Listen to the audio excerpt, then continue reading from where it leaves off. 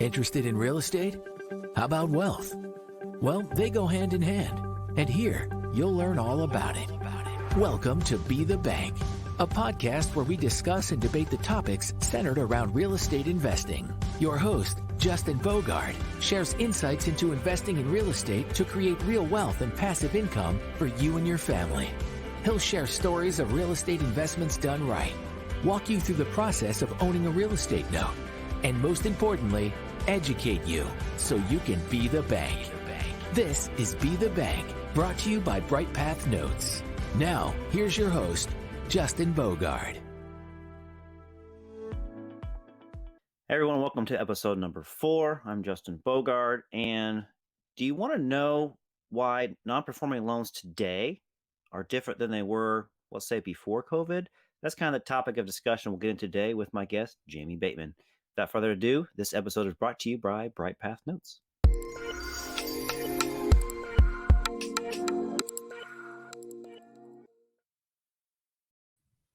Jamie Bateman, how you doing, my friend? I'm doing well, Justin. Thanks for having me. Happy to be here. You're welcome. Yeah, we're glad I could get you on quickly today to record this episode. And Jamie, the listener doesn't exactly know who you are yet, and I'd like to kind of frame who you are. You're a friend of mine in the note business, obviously, and we've had some discussions and some emails back and forth. We haven't done a deal per se together, but I'm hoping we can do a deal in the future. And I just kind of want to know, how'd you kind of grow up into the note business real quick? So, January 6th, 1976, I was born. I'm just kidding. So, I mean, that is true. But yeah. So I've worked in the title and mortgage industries out of college. I guess in the title space, that was my first quote unquote real job. Didn't have a clue what title insurance was or anything like that. But so I got some experience in the real estate investing space, I guess back then, from outside of being an investor myself. Learned a lot about title and recording and things like that. Was a settlement officer for a couple of years, also worked in funding. And then I worked for a mortgage broker for a bit. Then I joined the military.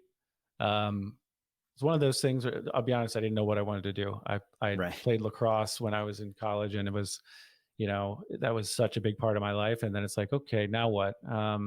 So I did bounce around a little bit, but found my footing with the Department of Defense. And then in 2010, my wife and I bought our first rental property.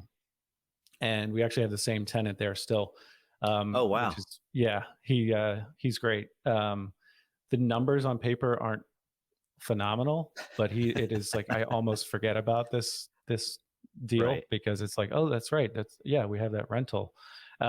It's a condo and he pays on time every month, and it's fantastic. But around 2015, I went part-time at my day job, and I'd been listening to a lot of podcasts and doing a lot of reading on real estate investing. And really what it was at that point, just to drill down quickly, was my mindset changed. I was sick of my commute. I was sick of my job. And a lot of your listeners can probably relate to that. But I decided to look around and what are my strengths? What do I have going for me? What's my unfair advantage kind of thing? And I said, okay, my father's a real estate agent. My brother is a loan officer. I worked in the title industry. My wife did as well, a different company. And so you start gaining confidence because you realize, wait a minute, I've got a team here that I can work with. So fast forward, my wife and I did a bunch of BRRRRs, and we have a portfolio of rentals in Maryland. And then around 2017, I started to I was like, okay, I understand this rental thing. What next? So we still hold those. I'm a long-term, investor, but I really started to look into other strategies. And that's when I stumbled across notes, and it was really tax liens or note investing. And just doing research, I decided to go down the path of note investing. Okay. And as you know, Justin, there's tons of different ways you can approach notes, and we're going to get into some of that. But since 2018, I'll say 90% of my effort and energy for investing has been focused on notes. So, and fast forward, here we are today. I manage a note fund. We'll get into some of that. probably going to be opening a second fund later this year. Oh, good. But it really is. Notes are my focus. We have the rentals, but note investing, while there are downsides, it is really kind of what I live and breathe right now. So that's awesome. Well, thanks for sharing all that too. And that's kind of cool to learn that your family was kind of in the real estate / loan / note business, really. So you kind of were meant to be in this position. Absolutely. It's one of those, like, people talk about, follow. And I coached lacrosse after college, and it's like, following your passion. Frankly, I don't know that that's always the best advice for career. Right. I realized that, it's a topic for another day, but I think, you got to make money. And I think I've realized since then that it's not about following your passion. It's about adding value. And it's about where, the market will tell you what value you're adding. And I think once you start adding value, once you start profiting, oh, hey, I actually really enjoy this. Yeah. So you kind of build a passion there, and then you can keep your hobbies as hobbies. So I ended up kind of pivoting toward what, owning my own business, which I love. And I actually just quit my day job. I'd gone part-time in 2015, and I just quit my day job, a couple months ago. So, but yeah, my family was definitely a big part of it. And, my father was more of a retail real estate agent, not working with investors a ton, but I grew up in that world. He's been a realtor for, decades. So just kind of understanding certain things that they don't necessarily teach in school. Right. So here we are. All right. So my first question I got to ask you is, where did you play lacrosse in college? Gettysburg College. My senior year, we were number 1 in Division III, but we choked. So 1999, your audience, I'm sure they're going to race to the keyboard and Google this to check out my lacrosse career. Right. But yeah, Gettysburg College. It was a great school, and that's where I met my wife. So okay. I didn't choke there, I guess. Right. Yeah. You got the best out of that college experience. Absolutely. Right? Yeah. So you are based in Baltimore, Maryland, and correct. You do all this investing from virtually, from a virtual office, I assume. Absolutely. And so you disclosed to me kind of offline that you actually had an injury recently. It was to your Achilles, right? Yes. So is there a cool lacrosse story about that, where you got back on the field and you were living the glory days and you just, No? Unfortunately, it was badminton. And so the manly sport of badminton, but I was on a court, and I tell my brother-in-law the score is still 14-11. I'll be back. Don't worry. The game is on temporary furlough, right? Just taking a timeout. But it was if anybody that goes through this, I mean, there are bigger issues in the world. Trust me. It's right, but it was not easy. I'm not gonna sugarcoat it. It was a struggle, not only for me, but I couldn't drive for 3 months. So we have kids. You can kind of try to recreate that in your mind. But I will tell you, it was a blessing in disguise, and it did help me to slow down and kind of reevaluate. And it led me to quit my job. Actually, it led me to have enough time to actually think about that. So, but the manly sport of badminton, right? Yes. Right. The manly sport of badminton, and then your wife was driving Mr. Jamie around, right? And the kids and everybody else. Yep. Yeah. So she was Superwoman. So hats off to her, which I'm sure she was Superwoman before this. Yes.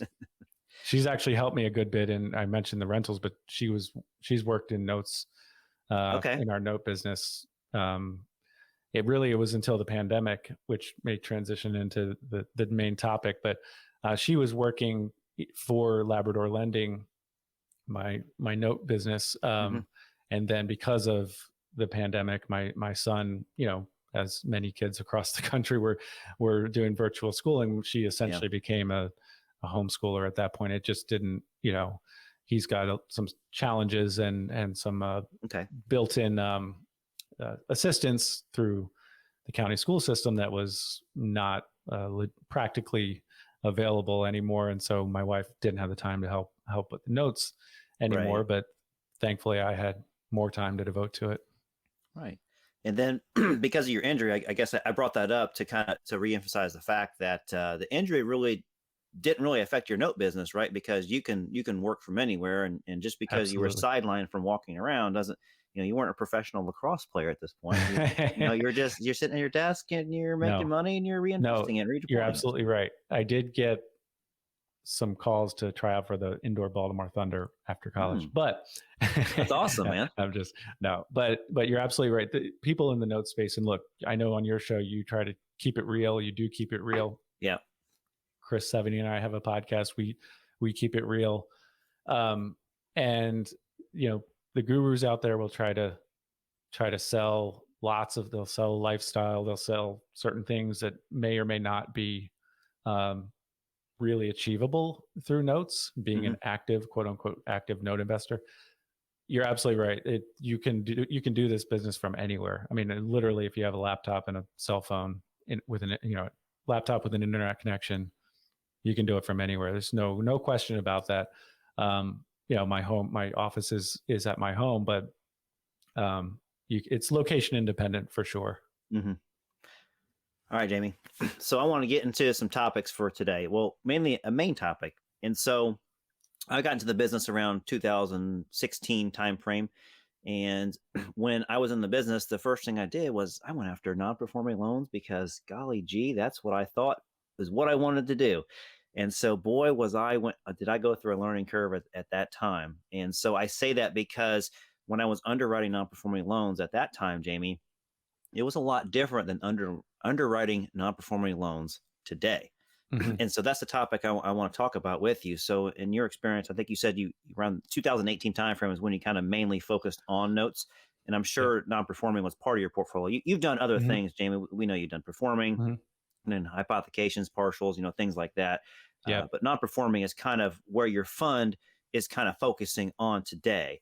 And so with those non-performing loans that you were getting into, we'll say before COVID, how was that underwriting file different than we'll say the post-COVID area, which is kind of right now what we're living in? Yeah. I think the biggest difference is property values have skyrocketed, right? And so even in that short period of time that we're talking about, so I think pricing has gone up so you'll see a lot of note sellers. It used to be, and you can get into discussions on how you should price your non-performing notes when you're buying, and there are disagreements all day long on how you should do that.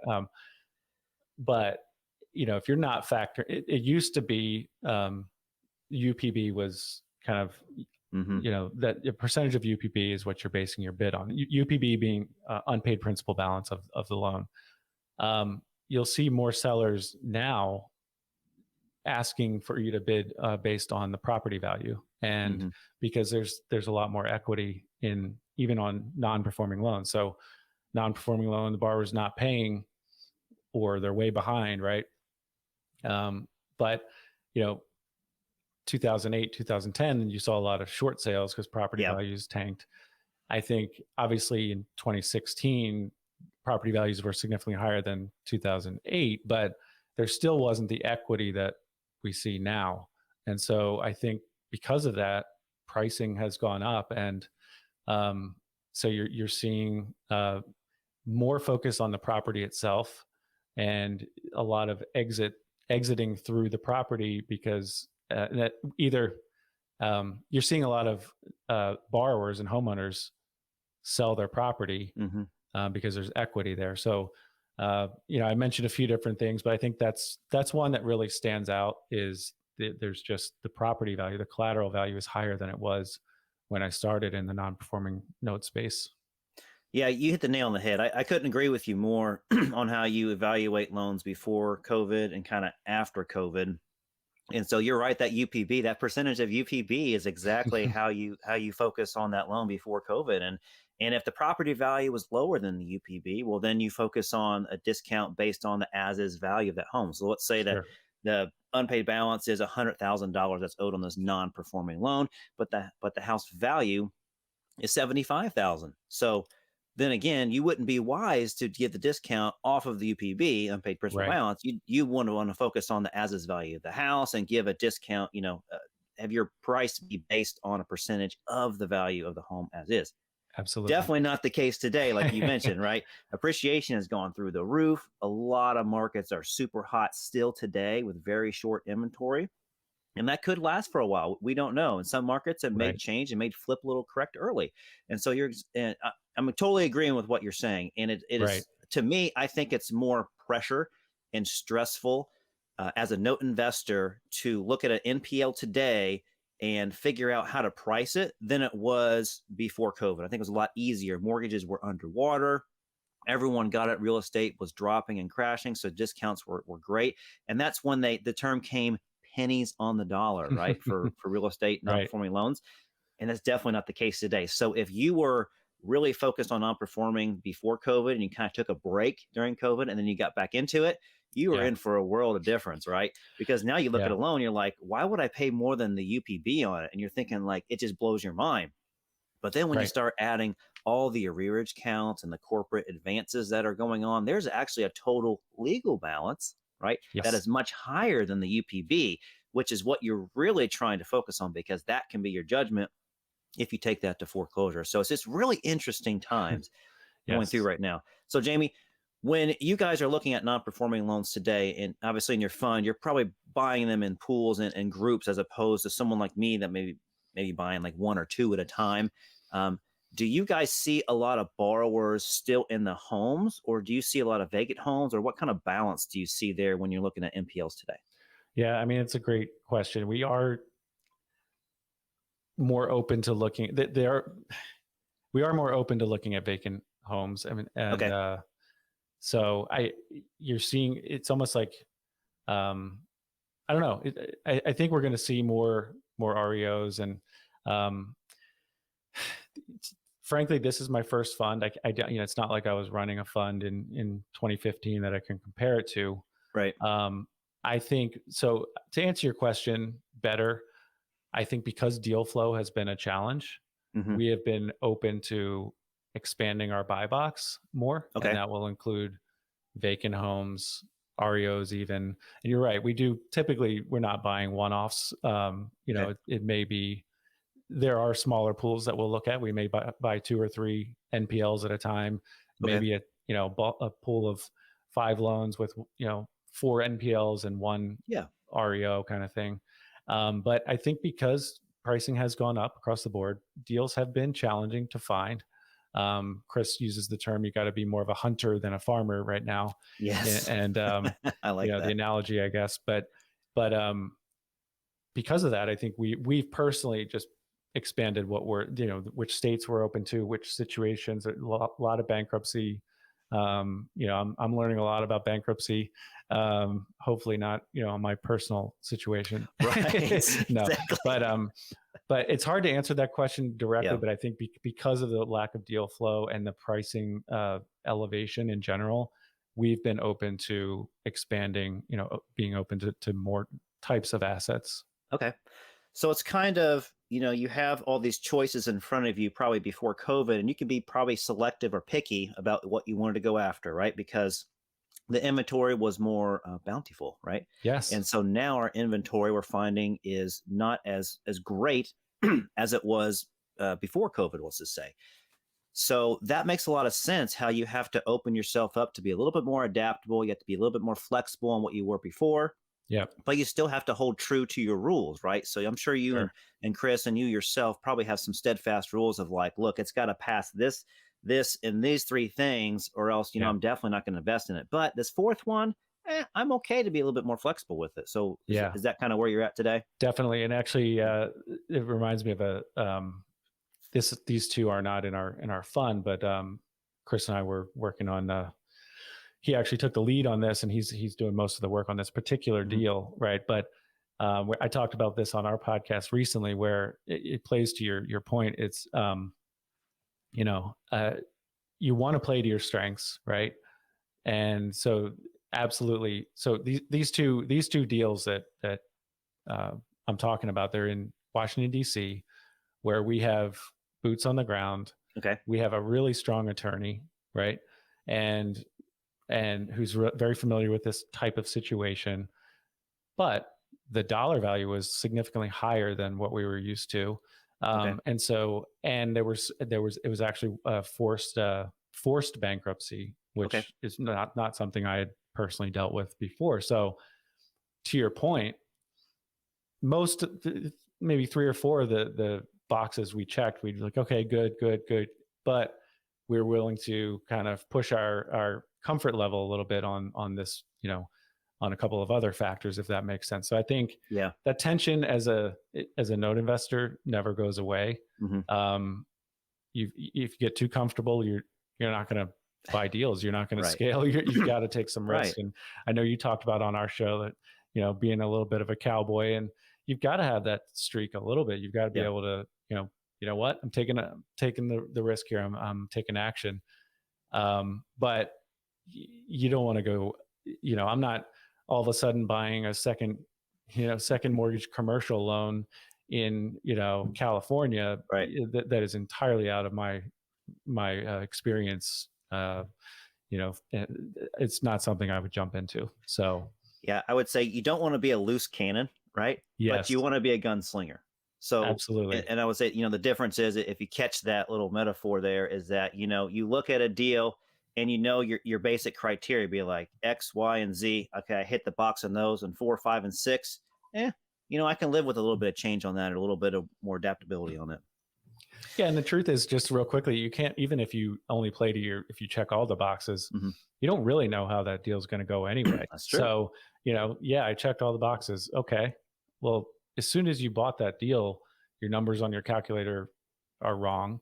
Right. And, you can't control the borrower, for example, if you're trying to work with the borrower. I mean, you have, and that's what I love about notes, is you still have options. You can't predict how it's going to go, but you should be able to still profit from the deal if you underwrote it and did your due diligence well. All right, Jamie. So we went through a big forbearance period, moratoria, with conventional loans after that the government, helps produce, and the big banks do. And so that caused kind of people to be able to get into this forbearance world. And I think there was, we'll just call it 8 to 9 million loans that kind of went through this forbearance process. And about, 75 to 80% of them kind of exited through the appreciation of real estate to where they could refi or sell their house and get out from underneath this debt problem that they couldn't satisfy. And then number 2, it just got reperforming because, quite frankly, they probably took advantage of a situation, or it just helped them out to get through what they were going through with COVID, with maybe a job status or that situation. And they're able to reperform, which is great for our country because we don't have a ton of foreclosures coming through. So I say that because you and I both know the data and the facts to it. So with that leftover inventory that's kind of in forbearance, it's probably going to be turned over to probably, we'll call the non-performing status. And maybe some of that stuff that was in limbo before COVID, that's kind of was in during COVID and couldn't get lost MIT gone through, or couldn't get foreclosed on, and kind of moved into our post-COVID area. So do you have an idea, and I know you don't have a crystal ball, of what we're going to kind of see in the future? If we're going to see, more of these type of non-performing loans, are we going to see other lenders, big funds kind of foreclosing and stuff? Or kind of what's your take on what you see the flavor for 2022 playing out? I do think we're going to have more non-performing loans in 2022. I don't think it's going to be a tidal wave, by April of 2022. I don't think it's going to be, caveat, no one knows, like you said, no one knows. It's always, if we play this back in a year, I'm sure we're going to be wrong. Right. Right. We will have been wrong, but I don't see a way where there's, not an uptick in non-performing loan inventory. I do think another thing to your question about what's different between, say, 2016, 2017, and now, I do think we touched on it, but it's harder to take down. It's harder to find deals. So I do think going forward, if you're not running a fund, if you don't have access to capital, it's going to be harder. Even though we'll see an uptick in non-performing inventory, I think it's still going to be harder to compete with the quote unquote big boys, if you will. Yeah, it's somewhat of a generic answer. But I think there's going to be, I think there's opportunity on the horizon for sure for the Okay. non-performing note investor. Yeah, I don't know. Would you agree with that? I would say based on the data that I've seen and that I have available to me, it looks like the non-performing loan inventory is going to grow. I don't think it's going to be a mass exodus like it was in the 12, 13, 14 era, where banks were just offloading as much as they could. I think it's going to be a slow burn. I think it's going to take a couple of years to burn through some of this inventory. So I agree with you, what you're saying. I think there's going to be a more uptick in non-performing. I don't think the lenders are going to, say lenders as in conventional large lenders, are going to be going through the loss MIT process. I think they're going to be offloading it to funds that can manage and take off pieces of that bad debt that they have. And I think they will work through a lot more loss MIT and then maybe sell off some other stuff. So I think we're going to see of all that bad debt. I guess what I'm trying to say, Jamie, is I don't see a lot of foreclosures happening of that subset. I see a lot more loss MIT happening for reperforming loans. And I think those loans will be looked at as premium loans once they're flipped to reperforming status. So I think I'm putting up caution flags, Jamie, on some of this non-performing inventory that's coming through. And I'll be participating in it for sure. But I definitely agree with you. I don't see a big wave coming through. I feel like it's going to be a slow burn. I would agree with that. Okay. Yeah, I mean, I know you and you operate more in the seller finance space, and but I think that's perfectly logical. So yeah, and I know I'm being interviewed here, but I'm just curious, how do you see the seller finance space being affected? So thanks for turning that around on me. So I see the seller finance space being affected more greatly than the conventional space. I say that because the lenders that we work with will treat them as sellers, and we call them mom and pop sellers. And they aren't sophisticated. That is like a note professional or someone that has been in the lending business for a while. They were just smart enough to know, hey, I want to sell us some seller financing this house. I want to be the bank. I want to collect cash flow. But when things go bad, they don't know what to do, and they more or less panic sets in, and they want to have a fire sale. So those borrowers don't get good opportunities. So we try to pick those opportunities up quickly and work with the borrower if we can. Otherwise, situations kind of get bad pretty quick. So I see that situation being a lot different and more pressing for me to go after, because that's the space that I like to be in. So that's kind of how I see it playing out. So I think there's going to be a lot more non-performing as a seller finance year than there will as a conventional mortgagee. Yeah, and just real quickly before we move on, we mentioned Dave Van Horn before we hit record, but I think I've been listening to some different people as far as what's the real estate market gonna do, and not just notes, and there's so many varied opinions. End of the day, no one knows. There are reasons. Right. I was listening to the Bigger Pockets podcast the other day, and about there are reasons to think that there's going to be considerable softening in real estate prices in certain areas for sure. But I think the more you got to be committed to learning, educating, being aware of what's going on, and then you have more tools in your tool belt to be able to operate. With whatever happens, and typically you have more warning than you do with stocks or other things like that. When you're a note investor or a real estate investor, you have a little bit more warning. Oh, wait a minute. Yeah. It's a much more slow moving thing. You can typically plan and react to what you're seeing around you better as well. So it's another reason I like notes. Absolutely. Jamie, we're about running out of time, so we're going to get to our last little segment here. And I didn't tell you I was going to do this, but I like to hear some funny stories when it comes to non-performing loans. So I'm going to shoot from the hip here again, and being a gunslinger here. So I want to ask you, do you have something that was memorable to you that was just kind of silly or funny, or something happened that was just, you look back and you're just laughing going, I can't believe that this situation happened with the borrower. It was just odd or unique or funny. So I'm sure you got plenty of non-performers under your belt. So I know you got a story or two. Well, if you're okay with buying land contracts, you're gonna run into some stories for sure. I mean, I have a borrower right now where there was a blight issue with the township.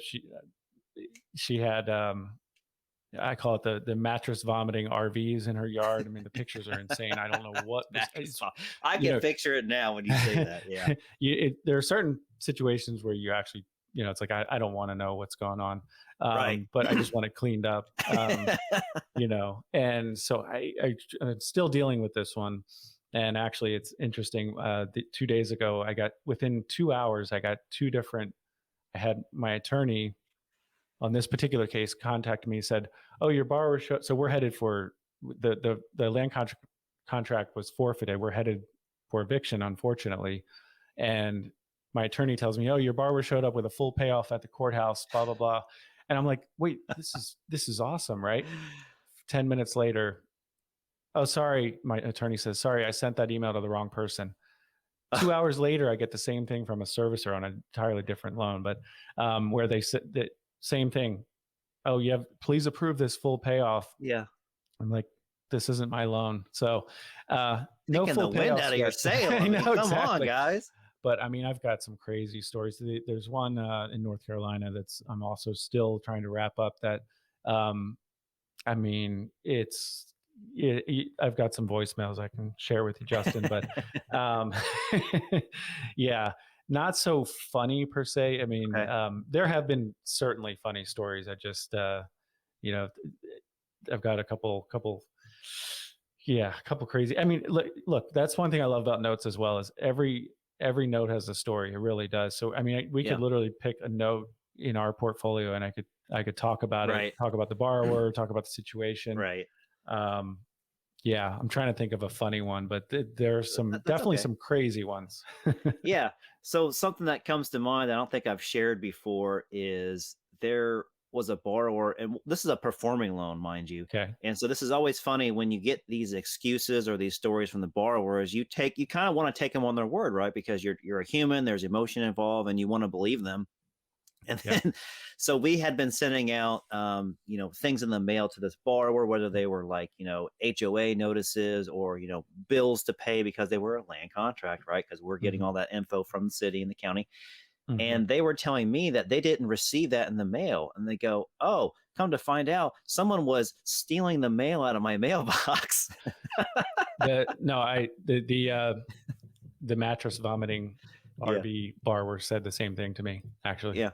Yeah, I didn't get that. I only heard that one time before, so I thought that was kind of unique. But that's funny how you had the similar story as well. I literally, she said, I never got that. My neighbors must be stealing my mail. Right. Yeah. I don't know anyone in my life that has ever admitted or said that they would even go in someone's mailbox to take their bills and stuff. I mean, it's just funny. So you hear these things sometimes, listener, from these borrowers, just like outrageous. You're just like, what? Absolutely. Really? And that is one of the biggest challenges in this space is figuring out which borrowers to believe, honestly, because you don't know them very well. I mean, let's be honest, and it depends. I try not to talk to borrowers myself, but trying to figure out who you can trust and what you can, what's a delay tactic and what is something they're actually going to follow through on. There's it's not science. There's some art to that, mostly art, not science. Exactly.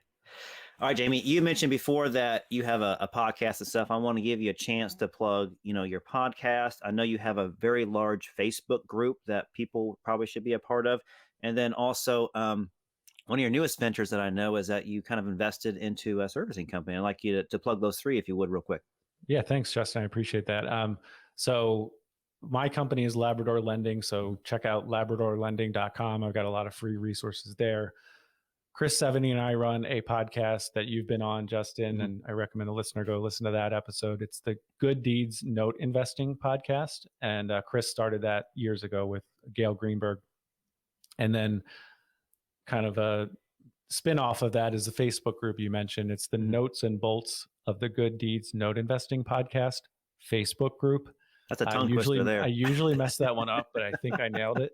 And this, so notes and bolts, I think, would probably be the key words to type into Facebook to get the group right. Yes, absolutely. Notes and bolts. And, we've actually had a lot of people reach out to join the group since we did the Cash Flow Expo this past weekend. Awesome.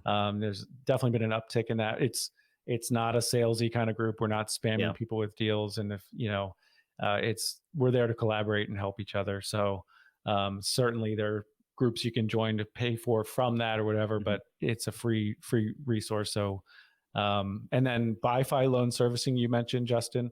Bifi loan servicing by investors for investors. Chris and I invested in this company. We brought on Shantae Duffy, who's heading the day-to-day. She's kind of running everything. And we have active loans there. We probably have, Bifi probably has 150 to 170 loans there now. Okay. It's licensing is not it's an expensive and it's a time consuming process, and we're doing things the right way. We're doing things above board. So, we're not 100% where we want to be. I don't know if we ever will be, because we're always trying to improve as a company. But we're actively seeking loans from note investors in the states that we're licensed in. And so check us out. It's bifils.com. Bifils.com. All right. Thank you so much, Jamie. And thank you for being on our show today. We appreciate all the insight that you brought today. Great discussion. And thanks for being, one of my note friends as well. And that's why you're on, because you're a good guy and you do things the right way. So we certainly do appreciate that. Yeah. Thanks, Justin. I really appreciate it. Hopefully your listeners got a little bit of value from it. I'm sure they do. I hope they do. Yeah. The 4 or 5 listeners here will definitely create a buzz for us, right? Absolutely. All right, that's all the time we got for today. Jamie, best of luck to you with that second fund that hopefully you're going to get into real soon here in 2022. Thanks for sharing all your NPL knowledge for us. And this episode was brought to you by BrightPath Notes. Don't forget to go to the YouTube channel on BrightPath Notes so you can check out the video episode and check out Jamie's cool little podcast room that he's got going on there. So without further ado, I'm Justin Bogard, guys. Till next time.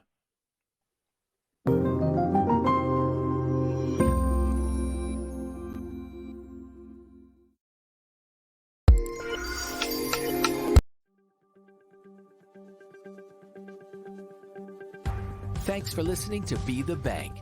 We hope you learned something from today's show. If you enjoyed this episode, please rate and review us. Plus, check out our BrightPath Notes channel on YouTube and follow us on Facebook and Twitter at Be the Bank and on Instagram at Be the Bank Podcast. Be the Bank is sponsored by BrightPath Notes. Thanks again for listening.